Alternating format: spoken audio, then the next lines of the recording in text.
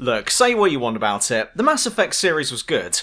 Just because the ending to Mass Effect 3 was crap and Mass Effect Andromeda was a physics engine parade that had been set on fire, Sorry, my face is tired. doesn't mean that we get to discount the rest of the franchise entirely.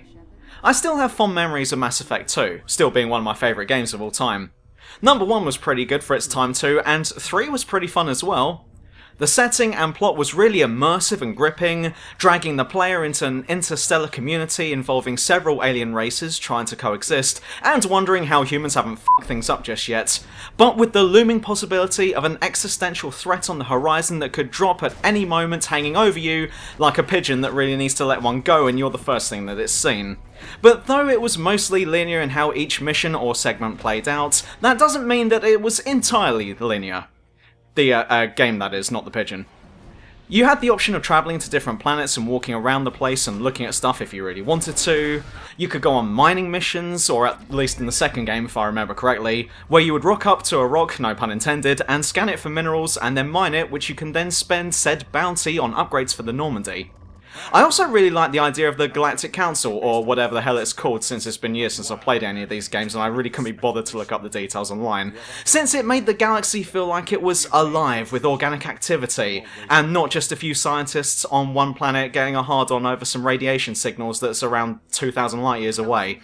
It gives the galaxy and the game setting some atmosphere, that when you shut off the game, these races and civilizations are still going on. It's good world building. They were good games, and I still recommend them. This meeting is adjourned. Which is great and all, but why the f*** am I talking about Mass Effect when this video is titled Rant, Stellaris? Not to drop too much of a bombshell on you, but Stellaris isn't made by BioWare. In fact, it's by Paradox Interactive, the same people that made Hearts of Iron and Crusader Kings. Yep, strangely enough, Stellaris doesn't play like any other Paradox games at all. It's closer to that of a real-time strategy game, rather than the more often story generators that Paradox seems to be good at. And the reason why I started off this video by talking about Mass Effect is because have you ever played any of those games and thought, you know what, wouldn't it be great if there was a Mass Effect RTS game out there, where you could play as one of the races in this and campaign across the galaxy, or interact with the galactic community, but with a little less will-bang, okay? Well, good news everyone, I found it. Stellaris is that, and more than you could possibly hope for. This is another game that I got lost in for a long time, and now that I'm doing a video on it, I can already feel that I'm falling back into it and fast. And though the main reason I'm talking about this now is because I want to, because it's an amazing game, the other reason is that there's a new DLC coming out for it soon that sounds like you can also roleplay as Palpatine from Star Wars, and you can do it, which is right up my alley, but anyway, on with the video. So what's the game like, and what's the story about? Well, in that regard, there is no story other than what you and the rest of the galaxy gets up to. You start each game by either picking a race of sentient beings or civilizations that the game has so kindly pre-built for you, or you can make your own build and design your own custom race. There are different playstyles that you can pick from and different perks or traits that each faction can have, such as being able to live on different biome-themed planets or allowing their workers to produce more resources in certain areas. You can also select what type of government your race has, whether they are weak-ass democracy lovers, disease-carrying hive minds, splitter dictators, or glorious imperialists. With existing DLC, you can also choose to become a mega-corporation, where you can establish corporate offices on foreign planets and earn money from it. Personally, I like to play as an aggressive expansionist custom-build race, where all I want to do is expand as fast as possible, gobble up as many resources as possible, infiltrate and undermine as many communities and organizations as possible, and get as filthy rich doing so. Which is why I'm playing this campaign that you're seeing as the Starbucks Corporation. Not to be confused with Starbucks coffee, you see, because here, I'm in space, and I'm after money. So, stars and bucks. That's why I'm called Starbucks. No relation or connection is to be made here, and the fact that neither of us pay tax also has nothing to do with this, so please move on. Also, please ignore the fact that my starting system is called Seattle. Again, no relation to Starbucks. Each campaign is divided into 3 main sections: early game, middle game, and end game, and each part plays very differently to the rest. The early game is where you start out each campaign, and I'm going to allow you to pause the video for a few moments to recover your composure after the blast from that bombshell. The early game is pretty standard, but also highly important, as getting a bad early game can potentially break the rest of the game for you. The early game will mainly have you sending out science ships to survey and scan various star systems nearby. This will reveal possible resources that can be exploited, planets that might be suitable for colonization, as well as anomalies which, when researched, will either provide additional resources to that system, or may initiate a side quest which 99 times out of 100 will always be in your best interest to do.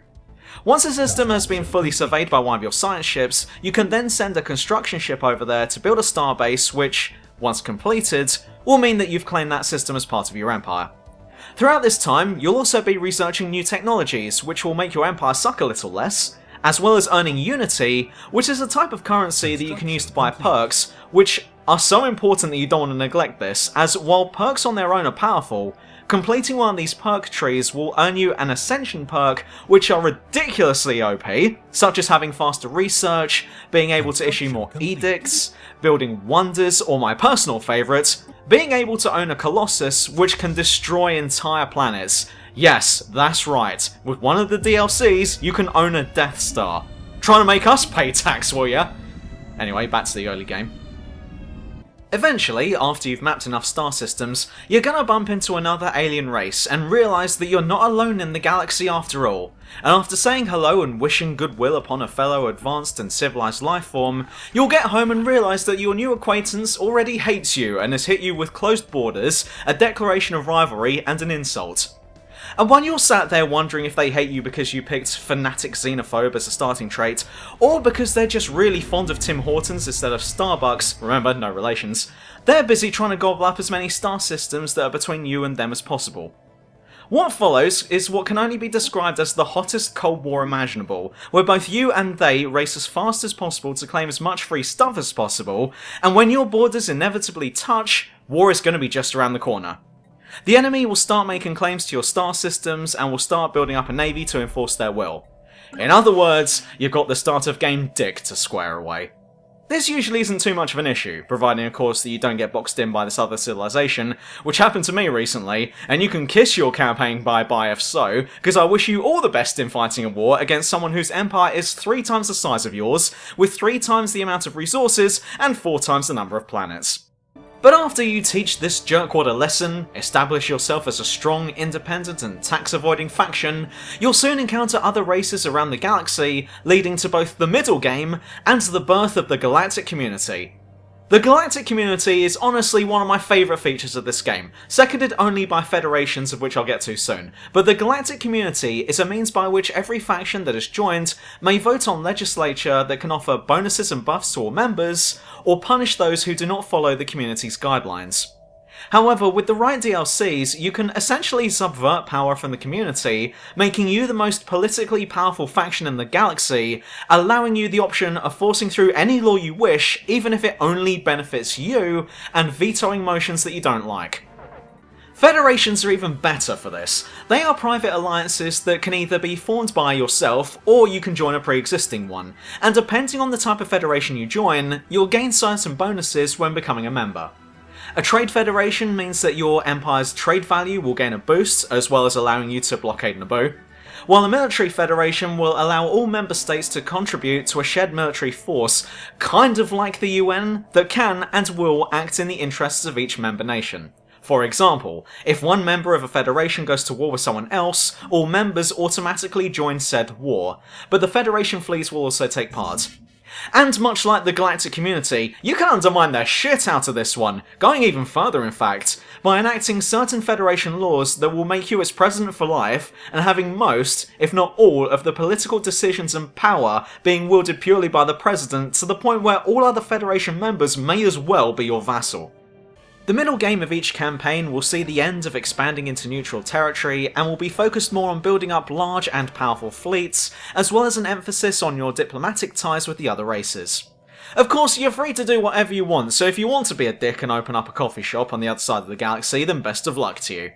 Meanwhile, you'll also be building stuff on each of your planets, which will allow you to generate more resources, research points, or empire sprawl points, which allows you to manage a larger and more populated empire. Though if you're going to play this for the first time after seeing this video, then please take my advice and don't just start building tons of stuff on each planet in one go, because each building creates a new job, and if you don't have the population to fill those jobs, then you're not getting the benefits from those buildings, yet you are paying for its upkeep, so just be patient and don't fall into a massive debt like I did the first time round. Now, while in most other videos I really couldn't care less if I spoil anything, I'm actually not going to spoil something here, and it's regarding the endgame sections. Just as you're finishing the middle game section of your campaign, something is going to happen. Something big. What that is exactly will depend on how you've been playing so far during the campaign, as well as depending on some of the choices you've made, but without giving too much away, something big is going to happen, and it's going to put everything you've been doing on hold.